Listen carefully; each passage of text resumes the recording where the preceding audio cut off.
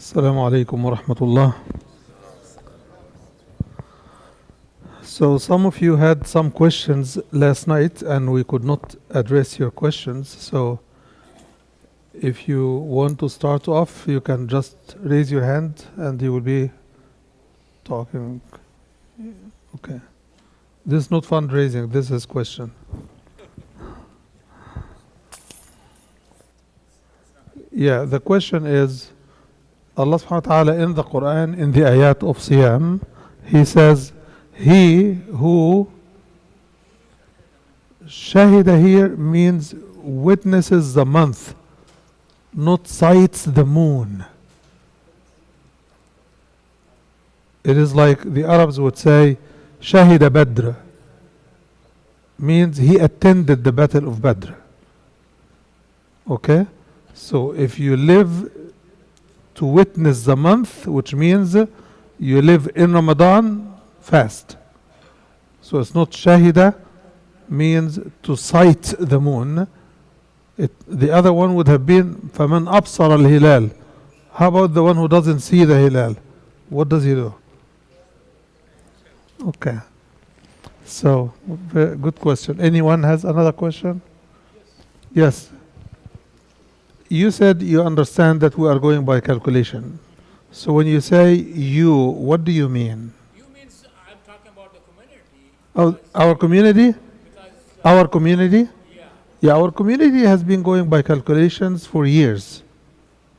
This is not the first time. Yeah. So we don't have to go up and take a space shuttle or anything. Yes. So the question is, the calculation and the moon sighting this year agreed, right? And people who sighted the moon the second day, they found it 2 days old. That's what you're saying. Well, I don't know if the moon sighting is retroactive, like you see it on the second day and then you go fast the first day. That's not how the moon sighting even works. You need to sight it before the month begins. The calculation is indisputable because it's computers that calculate. It's not me. It's not sheikhs. Sheikhs don't do calculations. We follow the science. Yes. Any other question?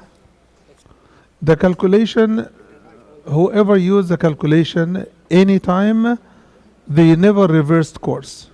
But those who follow moon sighting from time to time, every other year almost, they tell us we fasted one day less. So which one is reliable? The one that never reverses or the one who reverses every other year? Yeah, calculation is more accurate. Yes. Very good. The question is, when somebody travels from this country to another country, which means across several time zones, the question is it better for him or her to fast or to break the fast and use the license? Well, whichever you do is good. But let me caution against when you fast coming back from overseas, you're going to be fasting almost 22 hours, Allahu A'lam, how long. So the fasting license is meant so that people do not face difficulties, let alone artificially make difficulties for themselves. So if I travel, I would break the fast. Yes. Very good question. Yeah, the question is, somebody is overseas now in the beginning of Ramadan, so they fast with the community over there. When they come back, how do they calculate? Well, the formula is very simple.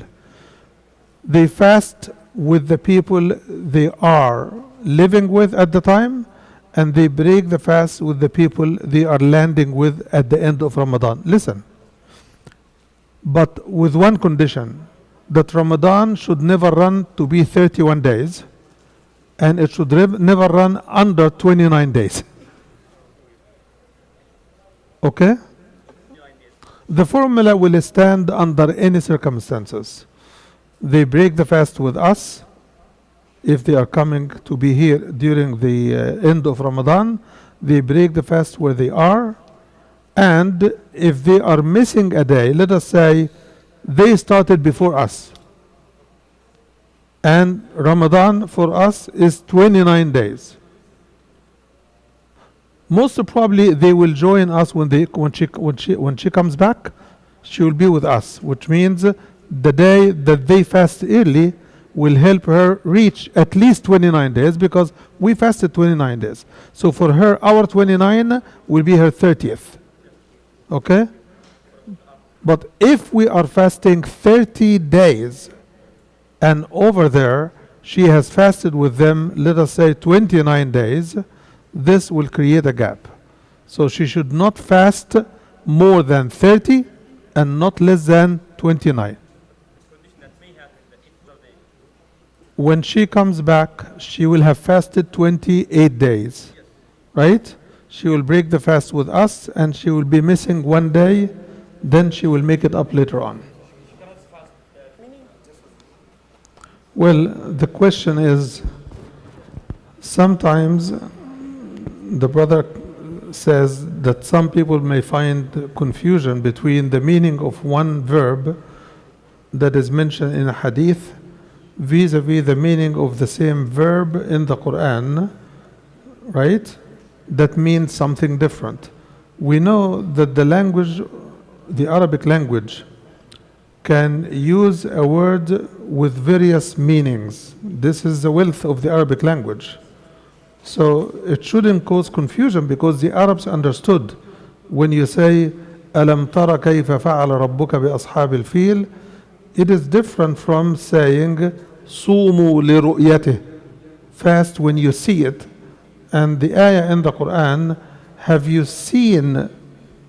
you not seen what Allah has done to the people of the elephant? This is a language that means something, and this is a language that means another thing, but both come from the same root, which is ra'a. Ra'a means to see, right? Ra'a means to see. It's the same meaning, but the context gives a different meaning.